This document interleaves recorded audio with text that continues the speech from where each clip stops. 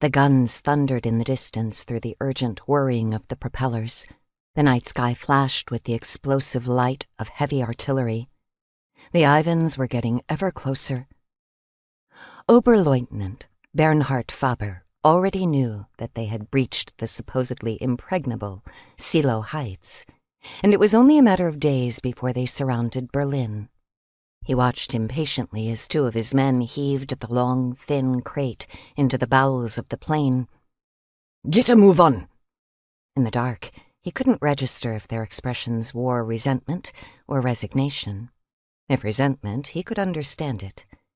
He, too, resented spending time on this pointless job. These things didn't matter anymore. He should be back in Berlin, helping to stem the Soviet tide. Of course, if the Luftwaffe had had any planes left, he'd have been doing what he knew best. But now, he was an airman unable to get into the air and reduced to a dog's body for the Reichsmarshal, whose priceless plundered possessions were more important to him than his bloody flyers. His 2 men went to pick up the last load.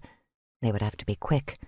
The plane needed to be airborne soon, or it would be too late. It may even be too late now.